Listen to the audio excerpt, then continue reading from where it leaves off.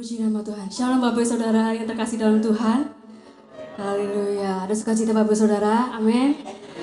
Mari Bapak Ibu Saudara dimanapun berada, mari kita persiapkan hati yang terbaik untuk memulaikan ibadah ini. Memulai ibadah, mari kita bersatu dalam doa. Haleluya Yesus. Puji nama Tuhan, terima kasih Tuhan Yesus atas kasih karunia-Mu Tuhan, atas berkat-Mu Tuhan dalam hidupan kami Tuhan.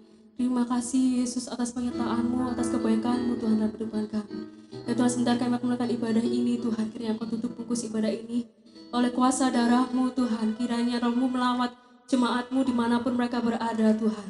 Biarlah mereka merasakan kebaikan-Mu, merasakan kasih-Mu, merasakan lawatan-Mu bekerja tengah-tengah mereka Yesus. Kami serahkan ibadah ini dari awal hingga akhirnya nanti Tuhan, hanya dalam nama Tuhan Yesus Kristus. Haleluya. Amin. Mari sama-sama Bapak Ibu Saudara tinggalkan segala kekhawatiran Bapak Saudara. Mari kita tinggikan nama Tuhan. Haleluya Yesus. Ku bersyukur padamu Tuhan atas kasih karunia. Ku bersyukur padamu Tuhan atas kasih-Mu. Ku bermazmur bagi nama-Mu yang kudus.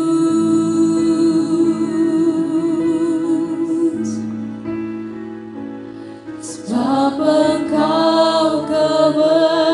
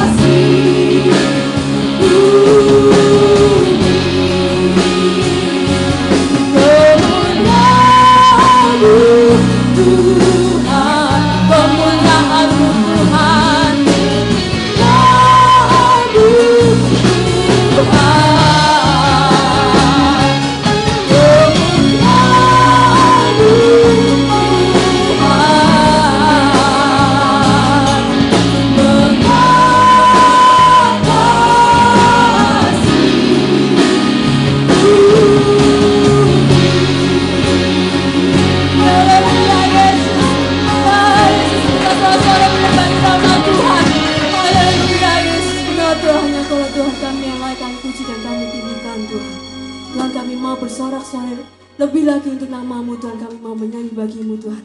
Haleluya. Amin. Masih semangat puji Tuhan. Amin. Bapak saudara, tanggalkan segala beban hidup saudara untuk sementara. Mari kita nyanyi bagi Dia dengan bersuka cita. Amin. Sama-sama Ibu Tuhan, angkatlah suara puji dan serukan nama Yesus.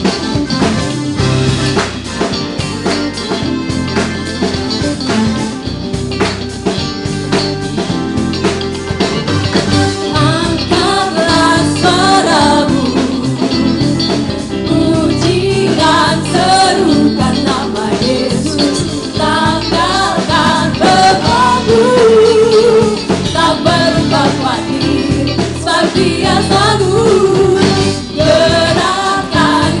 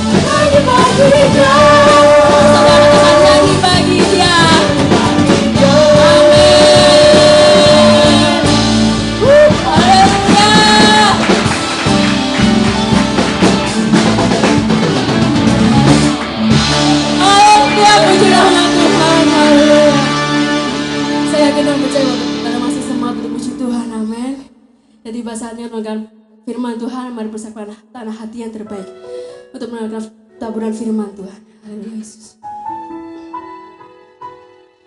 Kiranya lagu ini dapat menjadi suatu kekuatan bagi Bapak Saudara. Seberapapun besar masalah Bapak Saudara, yakinlah bahwa Tuhan kita tetap adalah Tuhan yang besar, yang mampu mengatasi segala permasalahan kita. Jadi Bapak Saudara jangan pernah khawatir. Mari kita sama-sama serahkan permasalahan hidup kita kepadanya. Haleluya Yesus.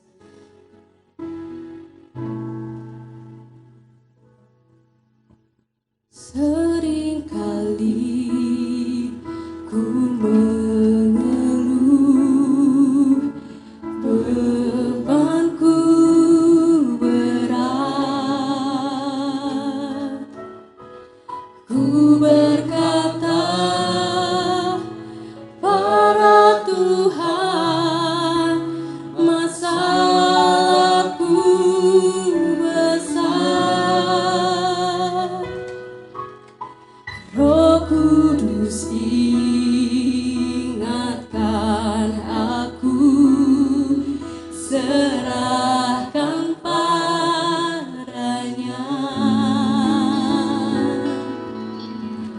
Dengan iman ku katakan, hai masalah, aku punya Tuhan yang besar.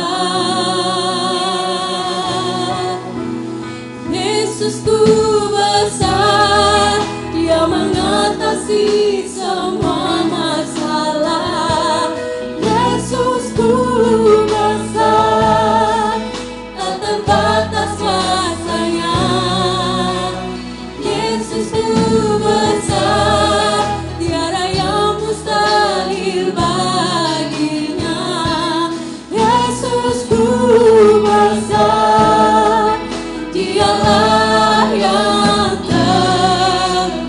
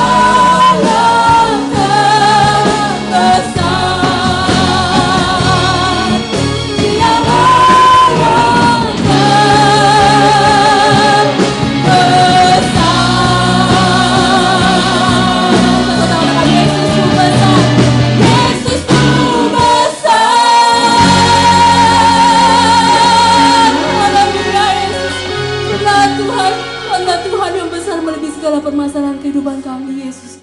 Terima kasih Tuhan, ya Tuhan, tiba saatnya kami menegakkan kebenaran firman-Mu Tuhan. Kiranya Engkau urapi hamba-Mu yang akan memberikan kebenaran firman-Mu Tuhan. Kiranya firman dapat menjadi rema dalam kehidupan kami Tuhan. Terima kasih Tuhan, terima kasih kami setiap memulaikan firman-Mu hanya dalam nama Tuhan Yesus Kristus. Haleluya, amin. Bapak Ibu saudara sekalian, jemaat GPDI Gloria, dimanapun saudara berada, saatnya kita dengarkan firman Tuhan pada saat ini. Dan dalam rangka menyongsong hari pencurahan Roh Kudus, jemaat-jemaat GPDI biasanya berdoa 10 hari. Nah, barangkali kali ini tidak bisa dilaksanakan, tapi tidak mengapa, kita dapat berdoa di rumah kita masing-masing. Nah, olehnya saya mau sampaikan firman Tuhan tentang Roh Kudus sebagai penolong yang lain. Dikatakan firman Tuhan di dalam Yohanes pasal 14 ayat 15 dan 17. Jikalau kamu mengasihi aku, kamu akan menuruti segala perintahku. Aku akan minta kepada Bapa, dan Ia akan memberikan padamu seorang penolong yang lain, supaya Ia menyertai kamu selama-lamanya, yaitu Roh kebenaran. Sebab dunia tidak dapat melihat Dia dan tidak mengenal Dia, tetapi kamu mengenal Dia, sebab Ia menyertai kamu dan akan diam di dalam kamu. Jadi saudara, Roh Kudus diberikan kepada kita, yaitu di mana kehidupan rohani orang percaya yang sungguh-sungguh mengasihi Tuhan dan mengasihi akan Tuhan itu. Yesus berkata, barang siapa mengasihi aku, ia akan menuruti segala perintahku. Maka saudara, Rasul Petrus dan Yohanes berkata dalam Kisah 5 ayat 32, dan kami adalah saksi dari segala sesuatu itu, kami dan Roh Kudus yang dikaruniakan Allah kepada semua orang yang mentaati Dia. Puji Tuhan. Jadi tidak mungkin Roh Kudus akan mendiami, bisa memimpin kehidupan orang percaya dan juga memberikan berkat-berkatnya yang luar biasa dalam hidup kita kalau kita tidak mau mentaati perintah Tuhan. Haleluya. Nah, dikatakan bahwa Roh Kudus itu adalah seorang penolong yang lain.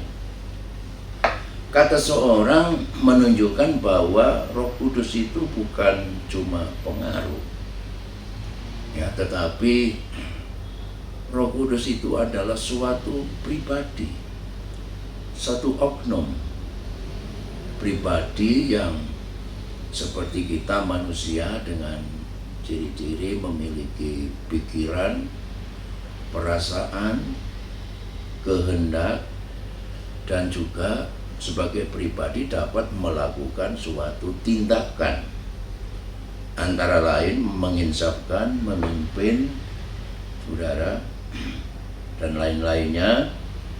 Kemudian juga Roh Kudus sebagai pribadi menerima perlakuan dari manusia. Roh Kudus bisa ditaati, Roh Kudus bisa dibohongi, ditentang, didukacitakan, dihina, dihujat, dan seterusnya. Nah, sebagai penolong, kata Parakletos itu adalah seorang ahli yang ketika diperlukan dia dipanggil datang untuk memberikan nasihat, untuk memberikan pertolongan. Begitulah juga, saudara, ya, Roh Kudus ini bagaikan seorang yang ahli. Zaman dulu kalau ada satu kerajaan berperang melawan kerajaan yang lain, maka dipanggillah Parakletos, orang yang ahli perang, supaya memberi nasihat strategi apa yang akan dilakukan supaya beroleh kemenangan. Begitulah juga Roh Kudus, saudara, bukan hanya seorang ahli. Dia adalah satu pribadi yang serba bisa, yang sanggup memenuhi kebutuhan seseorang yang memerlukan pertolongan. Oleh sebab itu, saudara, kalau seseorang sudah merasa mampu, ya sudah, nggak perlu Roh Kudus. Tapi kalau kita menyadari keterbatasan, kekurangan kita, maka kita bersyukur bahwa Tuhan berikan Roh Kudus kepada kita.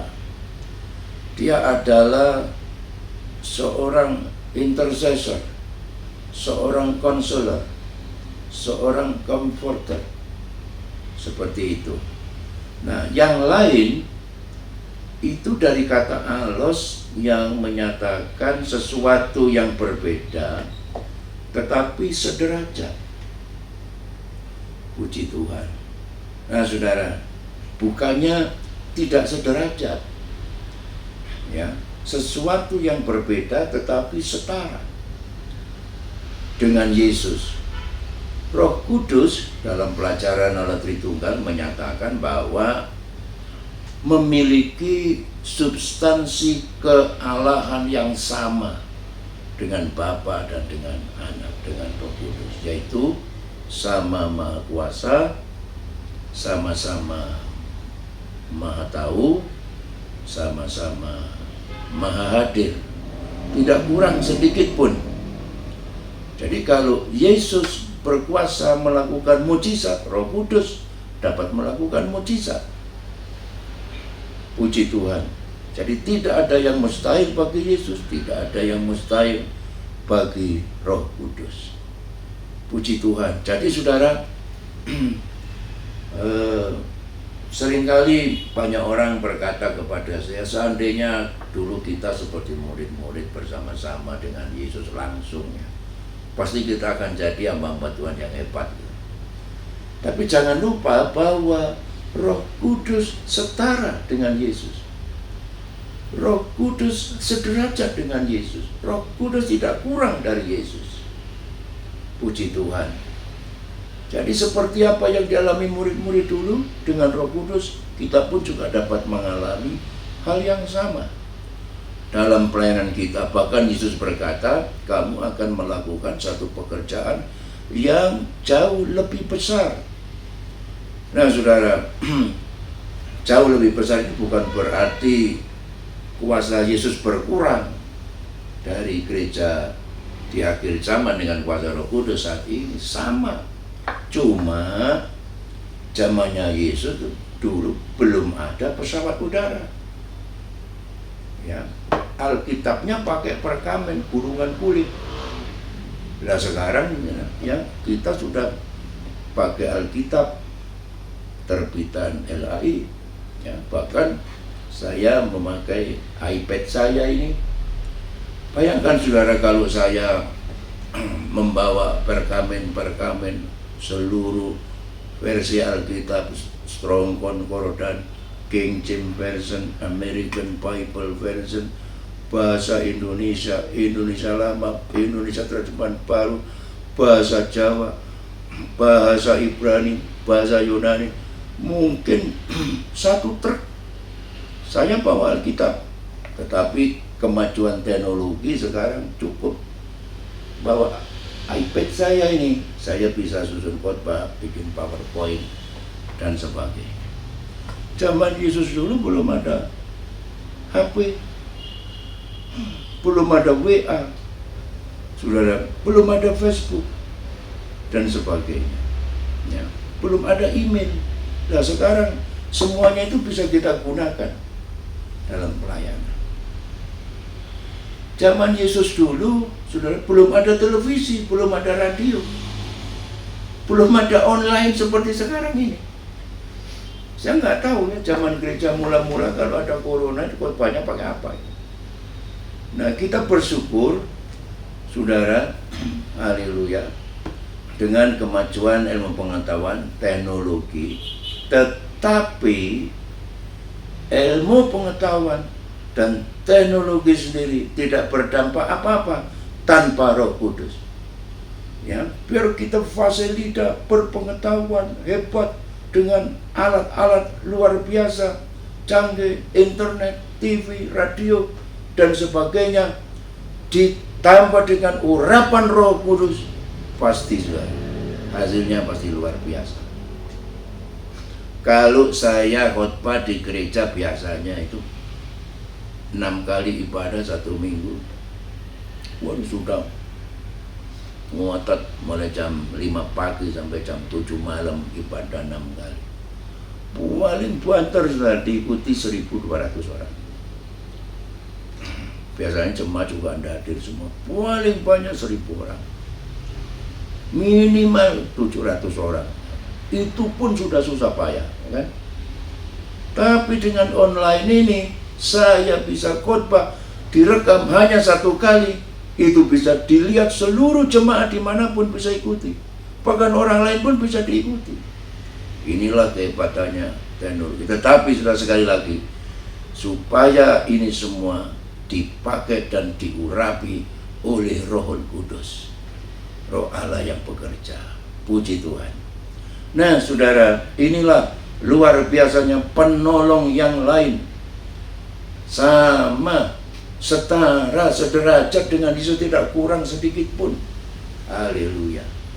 Kemudian dikatakan supaya dia akan menyertai kamu dan dia akan berdiam di dalam kamu.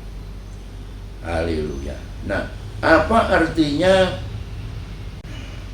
Roh Kudus itu berdiam ya di dalam diri kita, mendiami kita?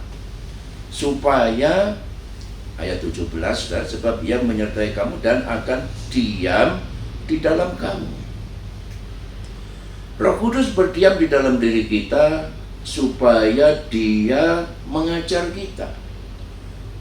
Ya, tidak sempat ayat-ayatnya saya sampaikan. Supaya dia memimpin kita dalam seluruh kebenaran.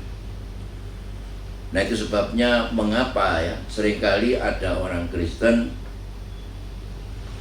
Pak Pendeta, saya nih dulu berjudi, tenang saja, sabung ayam, pukul istri, berkelahi di jalanan, berbuat dosa, minum mabuk, tidak masalah. Tapi sekarang ini saya berkata-kata sedikit saja menyinggung orang, aduh rasanya dalam hati saya, mengapa saya berbuat seperti itu? Saya harusnya tidak mengatakan seperti itu.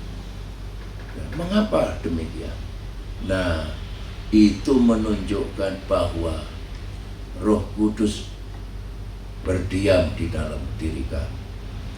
Roh Kudus yang menegur, Roh Kudus yang menyatakan apa yang salah, Roh Kudus yang mengingatkan kita akan firman Tuhan, Roh Kudus yang memimpin kita supaya kita tidak melayani dosa, tidak melayani keinginan daging, tetapi melayani kehendak Roh, yaitu mentaati firman Tuhan, mentaati kebenaran.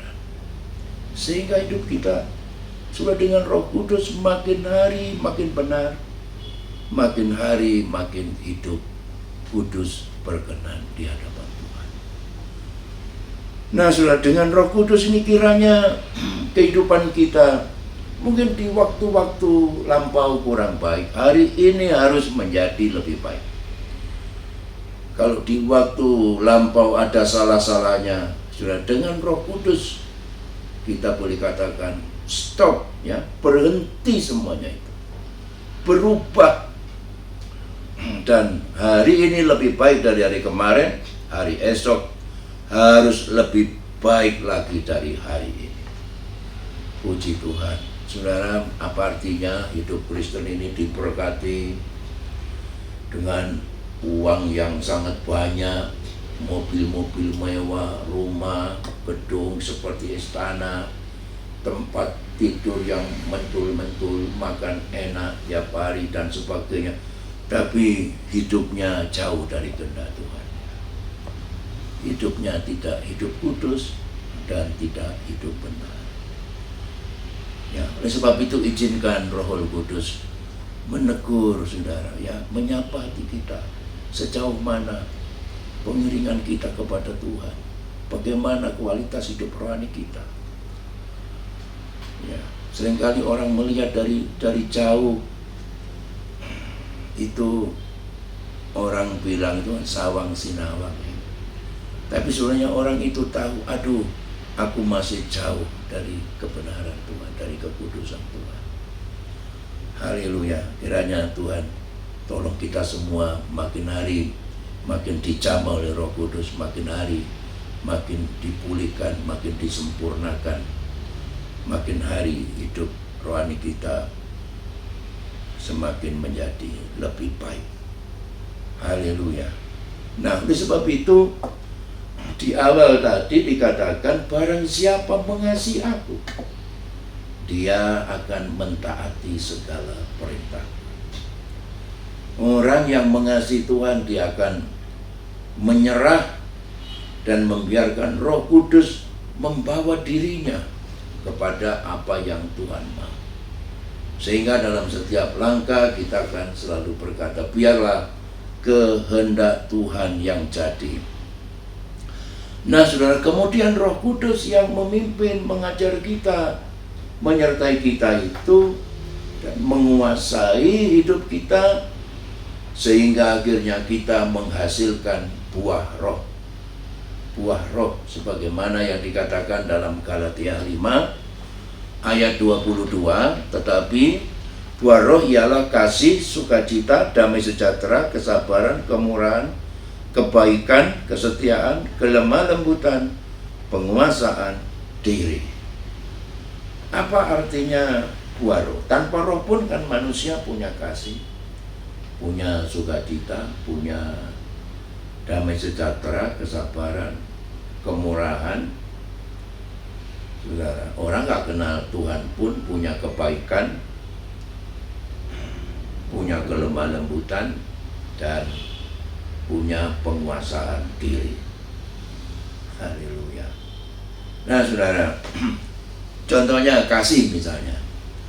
Kalau mengasihi secara manusia itu hanya sebatas pilih. Ketika orang baik, ya saya membalas dengan kebaikan. Tapi ketika orang jahat, saya balas dengan kejahatan. Ya, seringkali pembalasan, orang berkata pembalasan lebih kejam. Itu saudara. Karena apa? Kasih manusia terbatas. Tetapi sebagai orang Kristen, kalau saudara dibenci, saudara difitnah, orang berbuat jahat kepadamu, menyakitimu, dan sebagainya, tapi kamu tidak membalas hal yang sama, dan kamu membalas dengan kasih kepada orang itu, kamu membalas dengan kebaikan, maka itulah Roh Kudus. Itulah kasih Roh Kudus. Haleluya. Nah, bagaimana dengan sukacita? Sukacita misalnya, kalau seseorang sehat, duit banyak, pekerjaan lancar, sukacita.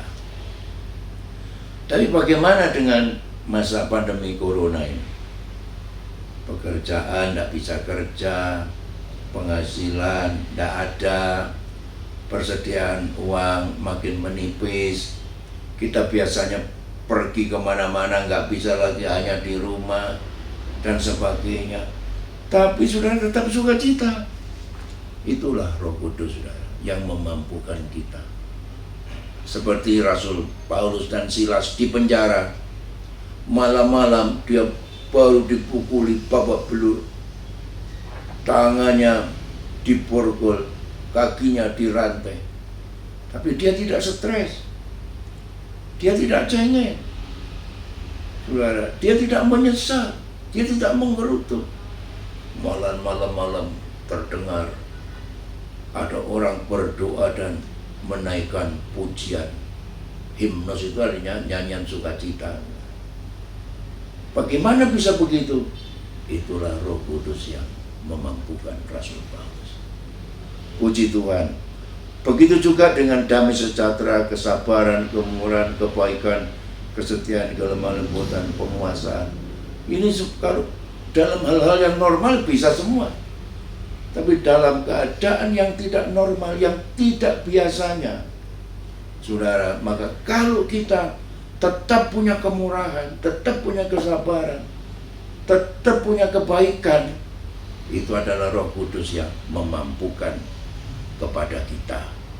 Puji Tuhan, saudara, sehingga kita selalu menjadi orang Kristen yang makin hari makin dibungkus oleh Roh Kudus. Sifat manusia kedagingan kita semakin tenggelam, semakin dimatikan dan disalibkan. Dan hanya sifat-sifat Roh Kudus yang nyata, yang nampak dalam kehidupan kita, dalam kebenaran dan dalam kekudusan. Itu sebabnya, saudara, Roh Kudus sudah diberikan bagi orang percaya. Hanya Roh Kudus juga diberikan kepada kita, memenuhi kita, mengurapi kita. Bukan hanya Roh Kudus berdiam dalam hati kita, tapi Roh Kudus juga memenuhi kita, supaya Roh Kudus mengurapi kita dan memberikan kuasa. Nah, itu nanti hari Minggu saya sampaikan. Tetapi sekalipun seseorang diurapi, punya kuasa, tapi kalau Roh Kudus tidak berdiam dalam diri kita, yang kelihatan dari buah-buahnya. So, jangan sampai kita penuh urapan tapi tidak ada buah Roh Kudus, akhirnya semua sia-sia. Jadi harus seimbang dua-duanya, ya. Tapi saudara, untuk saat ini biarlah saudara kehidupan kita dibungkus oleh Roh Kudus, sifat-sifat Roh Kudus yang nyata, karena kita mau diajar, karena kita mau mendengar suara Roh Kudus, karena kita mau mentaati pimpinan Roh Kudus sesuai dengan firman Tuhan. Haleluya, puji Tuhan. Tuhan memberkati saudara-saudara sekalian dimanapun saudara berada. Tetap kuat dalam iman, tetap sukacita dalam Roh Kudus, ya, tetap mencintai Tuhan, dan tetap hidupmu menjadi berkat bagi orang lain. Nama Tuhan dipermuliakan. Sekian firman Tuhan, Tuhan memberkati. Bapak Ibu saudara sekalian, sesudah kita dengar firman Tuhan, mari kita akan berdoa dan kita naikkan satu pujian, berhembuslah Roh Kudus. Haleluya.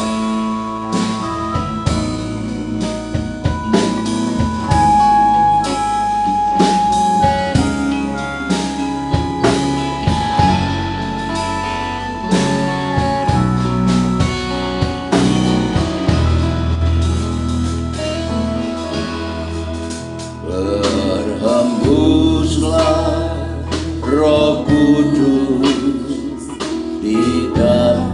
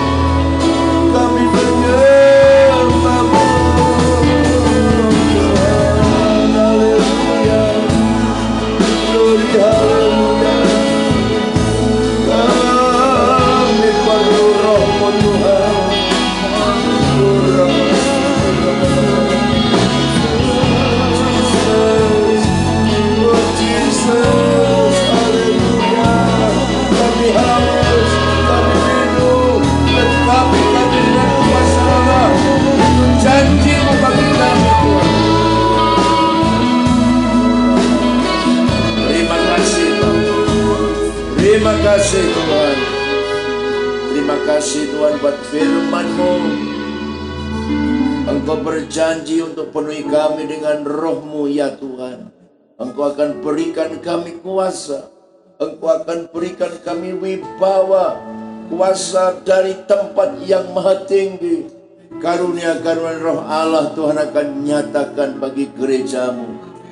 Dan Tuhan Roh Kudus sebagai penolong kami di dalam berdoa, di dalam kami melayani Tuhan, di saat kami mengalami beban persoalan dalam kehidupan ini. Roh Kudus akan mematahkan setiap belenggu, setiap guk, setiap beban. Dan Tuhan Roh-Mu memberi kami kelegaan, memberi kami kelepasan. Mari Tuhan, biarlah seluruh umat-Mu di mana berada, Tuhan penuhi dengan roh-Mu dan pakai mereka sebagai saksi Tuhan yang luar biasa bagi kemuliaan nama Tuhan. Terima kasih buat firman-Mu. Kami sudah dengar firman Tuhan di dalam nama Tuhan Yesus Kristus. Haleluya. Amin. Puji Tuhan, Bapak Ibu, saudara sekalian, demikianlah ibadah online pada minggu ini, dan minggu depan kita masih ibadah online dalam rangka memperingati hari pencurahan Roh Kudus. Puji Tuhan. Kiranya di mana saudara berada, seluruh jemaat Tuhan tetap dalam lindungan Tuhan, dalam pemeliharaan dan berkat Tuhan, dan kita berdoa tentunya tak putus-putusnya bagi negara dan bangsa, masyarakat kita, supaya wabah corona ini segera berlalu dan kita boleh kembali beribadah seperti dahulu kala. Dan saya sampaikan dari mimbar ini, Tuhan memberkati saudara-saudara semua. Mari kita terima berkat Tuhan. Haleluya. Saudaraku sekalian, tiba saatnya terimalah berkat limpah dari Allah Bapa. Kasih karunia dan damai sejahtera dari Tuhan kita Yesus Kristus dan dalam persekutuan Allah Roh Kudus menyertai kita semua saat ini sampai Maranatha, sampai Tuhan Yesus kembali. Terimalah berkat Allah di dalam nama Tuhan Yesus Kristus.